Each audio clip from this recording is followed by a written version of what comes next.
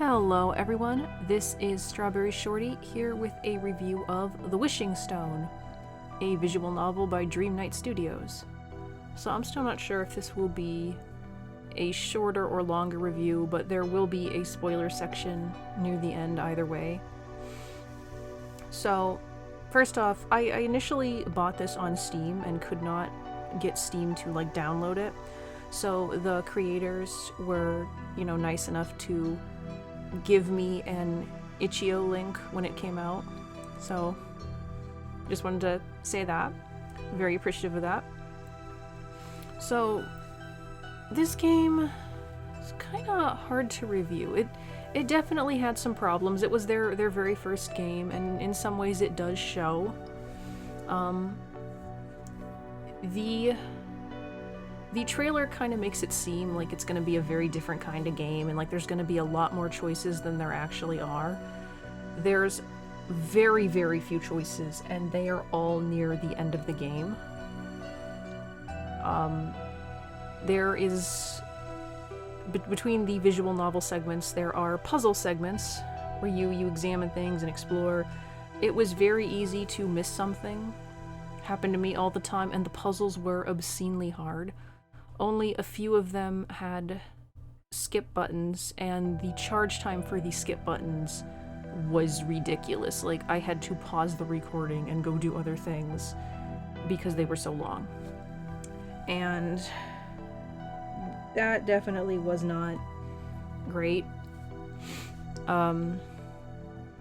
There were also a lot of issues with the text.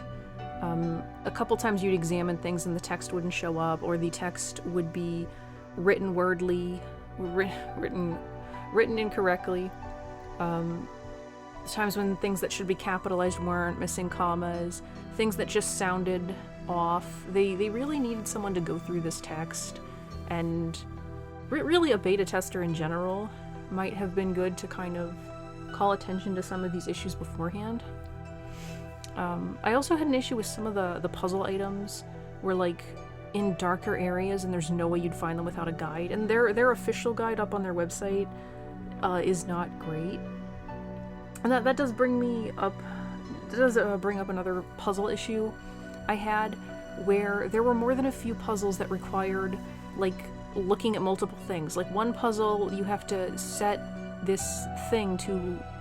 You have a bunch of lines and you have to move each line to a certain length, and the answer is displayed on the wall, but there's no way you're gonna remember that. So you don't get a notice or anything telling you what the pattern is once you've seen it. You have to keep going back and forth, exiting the puzzle and looking at the thing, and it just gets really, really tedious. And especially for that one, there's no excuse, because I believe the solution is on the wall over where the puzzle is, so theoretically you could have that in the background. Even then, it's not entirely accurate, because you're basically lengthening and shortening the lines on this box that you need to open, and the lengths don't entirely match up with what's on the wall, so it can be really confusing. Let's see, another problem I had was that the interface is kind of a mess.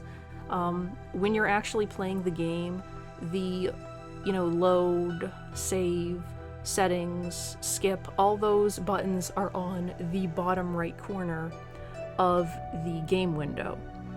Or rather of the text box.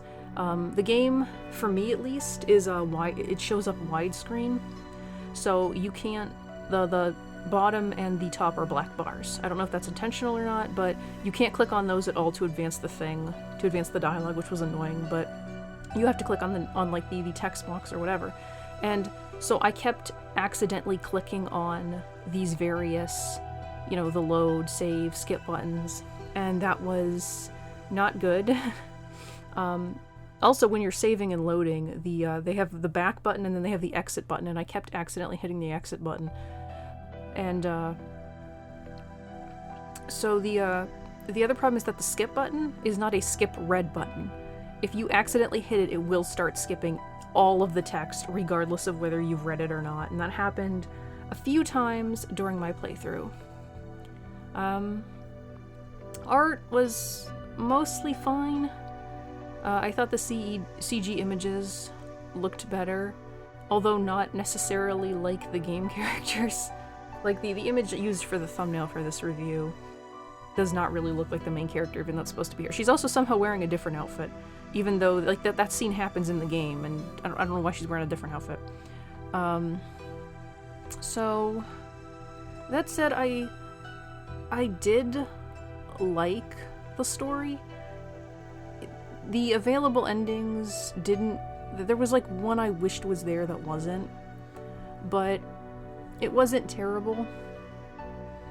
It kind of got pretty effective near the end, but yeah, there was definitely some stuff I wanted out of the available endings.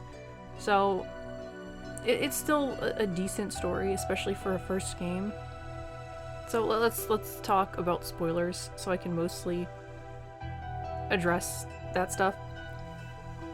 So I think there could have been a bit more lead up and foreshadowing to certain aspects of the big twists at the end. Like, because a lot of the stuff that happens with, like, helping the two little girls solve the puzzles in the market with the chocolate, it didn't really have any kind of emotional effect on me. Like, I think it's supposed to be reflecting the protagonist's experiences, but didn't really work on me, and especially with how frustrating all the puzzles were. I kinda... Like, I liked the follow-up with Uncle Owen you could get in one of the endings, but I hate how in all of the endings the dad is basically just not really addressed at all.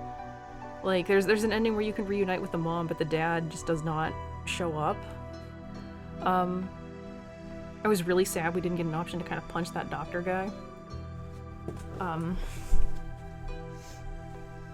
Also, like, I wished there was an ending where we could, like, have the whole family together, like maybe like play off of the ending where we reunite with Gina and then the mom and dad find us, because otherwise it's sad. Like, alternatively, it would have been nice to have an ending where that whole thing about, like, maybe we'll be able to return to reality in robot bodies, like, if that happened, I think that would have been a cool ending. Like, who knows, maybe we'll get a sequel where that happens. But, so, that's all for now. Thanks so much for watching. Let me know what you thought in the comments, and I'll see you next time. Bye!